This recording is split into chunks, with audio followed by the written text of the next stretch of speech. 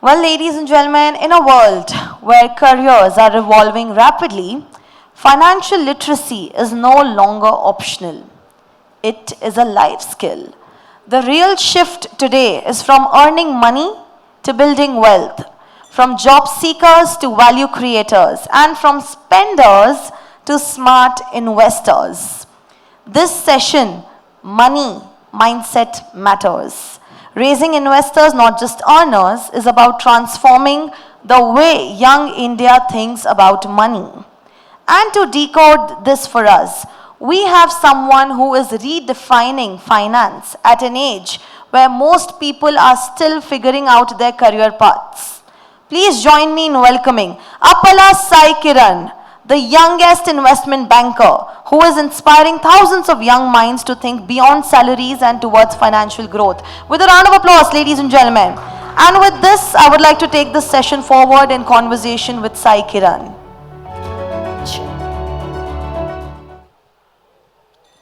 Well, Sai Kiran, firstly, a very warm welcome to Smart Ed Conclave by ABP Desam. Before we begin, I'd like to ask the students something. How many of you are currently earning? May it be through freelancing, through internships, or through any side hustle, or through pocket money for that matter. How many of you are currently earning? Can I see a raise of hands? Anybody? Okay, I can see 1, 2 hands. Okay. All right. Now, how many of you are investing? Yes, the one who raised the hand there at the back. Are you investing by any chance? No? All right. Okay. So, well, today's session is not just about making money. It's about building the mindset that makes money work for you. So, Sai Kiran, you've entered the world of investment banking at an age where most people are still in college. So, what sparked this early understanding of money and wealth creation? Firstly, my whole journey into the investment landscape started at 18. Right now I'm 22. But when I started off at the age of 18, it was about making money accessible to startups. That was my first goal. People keep saying, money is accessible, and every, venture capitalist out there says, we are open to new ideas, we are open to new things, but technically that's never the case. Okay, money is not that easily accessible. Neither, raising funds is very easy as it's shown on news channels. Every day we see news about, some startup raising funds, but it's not that easy.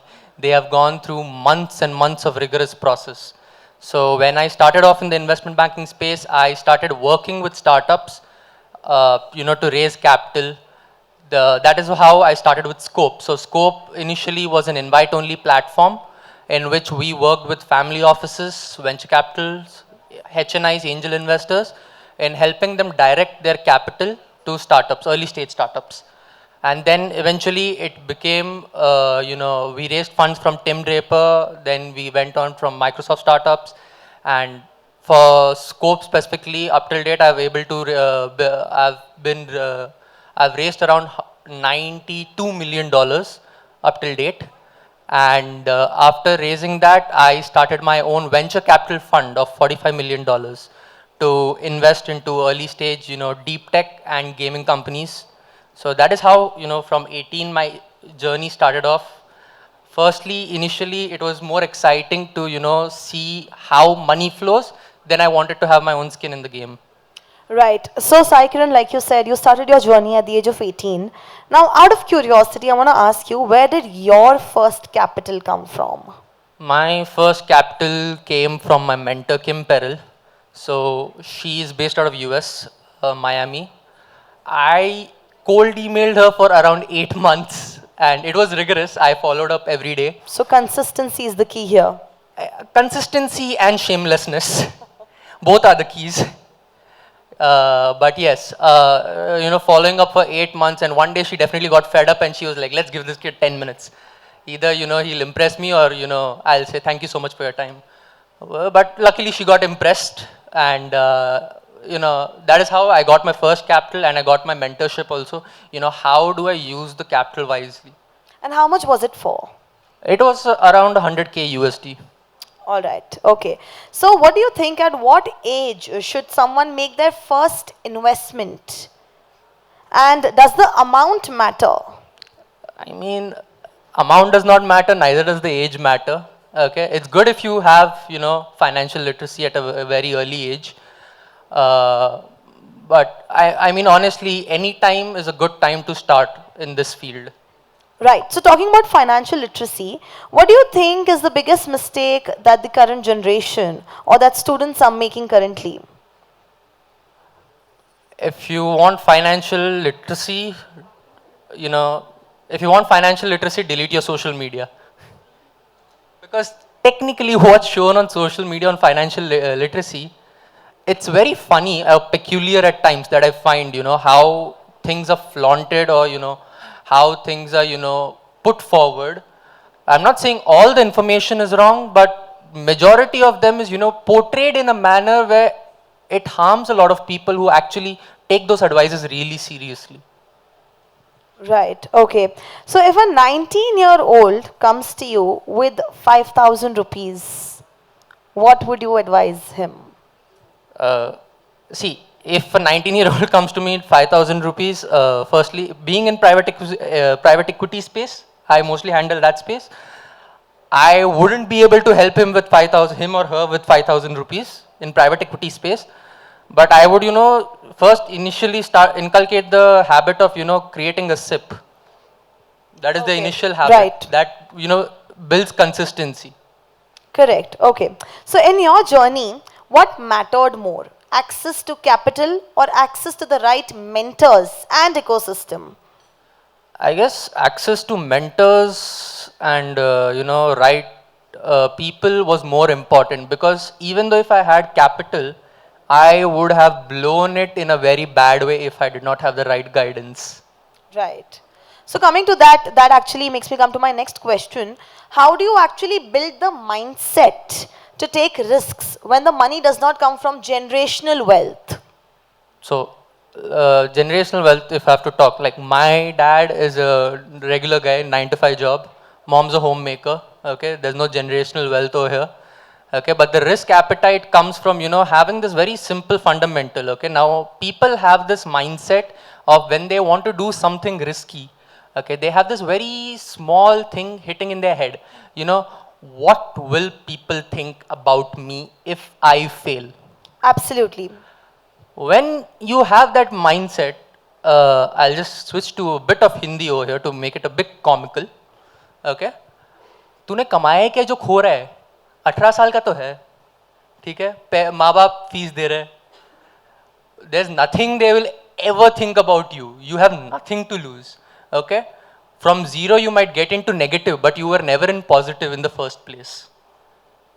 Okay, so that mindset of you will lose something, or people will think something about you, trust me, we are not that big enough for people to think about us yet. So just go ahead and take a risk. Maximum you will win, minimum you will learn, but you will never fail. As simple as it comes. That is such an amazing advice. Can we all put our hands together for that? Well, what does raising investors, not just owners, mean for you? Raising investors, I mean, it would come down to really delivering that promises for investors. Okay, getting an investor is not the tough part. Okay, that is one of the hurdles, but it is not the biggest hurdle. Maintaining a long standing relationship with your investor, that is the toughest part. The biggest challenge comes in keeping up the promises that you have made. Many of times you won't be in a situation that you will be able to keep your promise, but you still have to keep it no matter what. The moment you lose an investor's trust is the day you lose your access to this whole world of private equity or finance or anything. Never lose your investor's trust whatsoever. Neither, if you don't know anything, ask. don't be afraid to learn. Okay, when I entered, I never knew the fancy jargons of IRR, DPI, none of that term sheet, none of these jargons I ever knew. Okay, I learned it, people taught me, I went to rooms, when they use new words, I asked them on the spot, what does this mean? So ask it. That is where the concept of being shameless comes. Okay, when I tell being shameless, people take it extremely, but that's not what it means. Okay, being shameless is forgetting the fear of, people will think something about you. People are way too busy, they don't have the time to think about you. All right. So now with your experience, tell me that there is one thing to earn money, right? And then there is another thing to make that money work for you, right? Make more money with that money, okay? So now what is the difference? And if you have to just explain it to all the students out there, what is the difference between earning money, that is making money, then secondly, managing money, and then thirdly, making that money work for you? Or if you have to define your journey, how you earned money and how you managed it and how you made that work for you, if you can just give your real life examples. Now, for example, I won't go into the private equity space because that gets very complicated. But Yeah. I'll try to keep it as simple as possible. Okay, now a person doing 9 to 5 job, okay, he or she's working for money. Okay, when they're saving it, they're managing the money.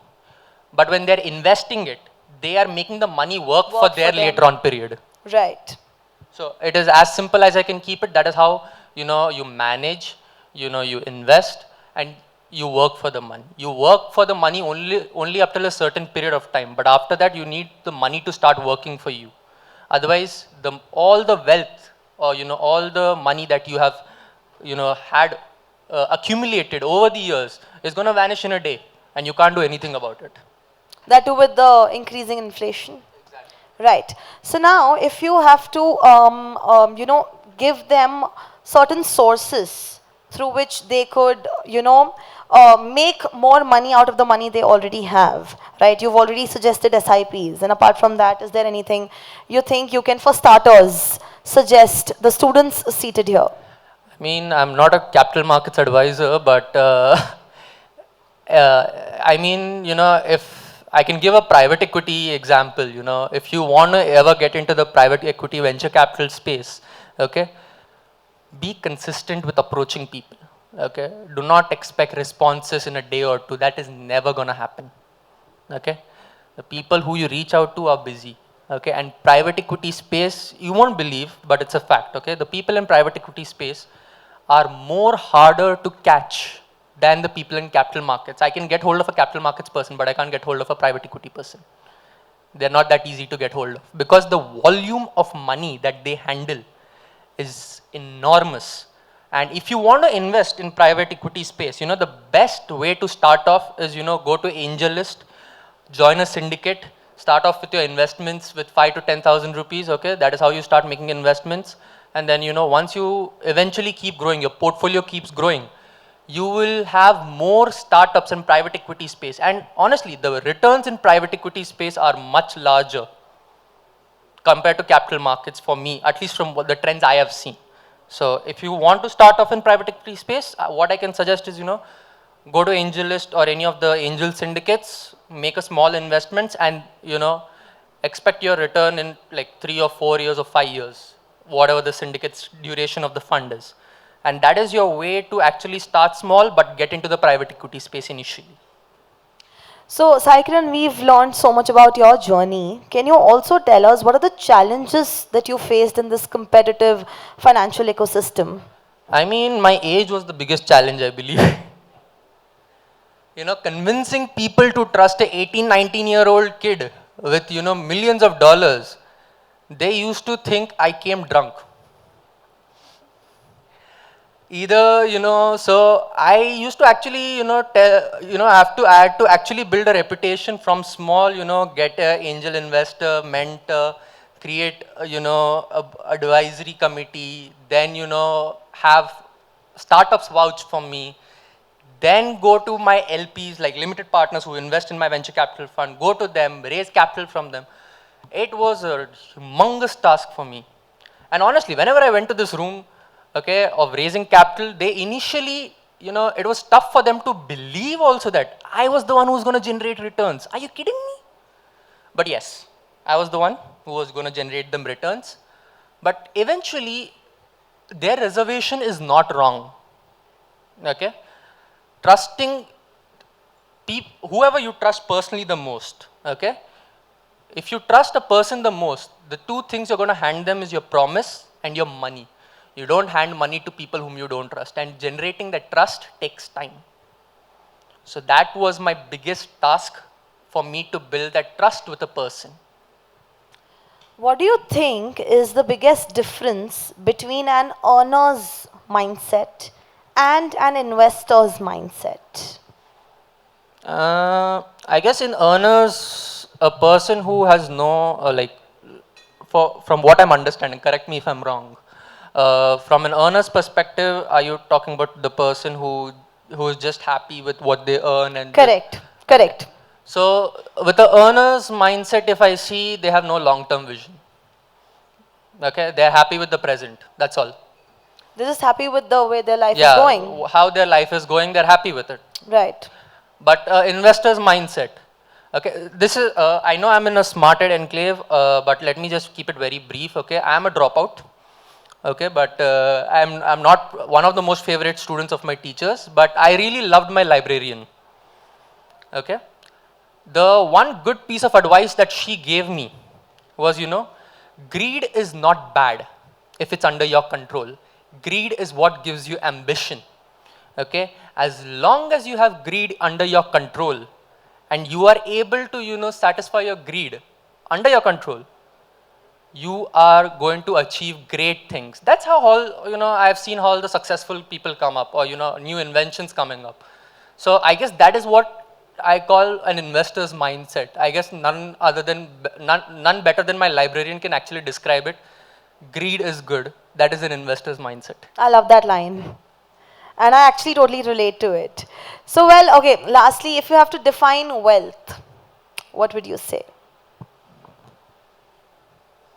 If I have to define wealth, what would I say? Good question, honestly. I have to think on this. But if I have to define wealth, I have to just say one word: freedom. That's all. Amazing. Can we all put our hands together, ladies and gentlemen? Let's give it up for Saikiran. Lastly, what would you say to those who are still waiting for the right time? It's never going to come. Just go ahead and do it. Now is the time? Now is the time. Wonderful. All right. Let's hold that thought and put our hands together. Saikiran, that was not just a conversation about money, but this was a masterclass on mindset, discipline, and future readiness. Thank you so much. It was amazing to have you here with us at the ABP Conclave, Smart Ed Conclave. And I'd now like to invite Mr. Nageshwar Rao to kindly step on stage and felicitate Saikiran as a token of our gratitude.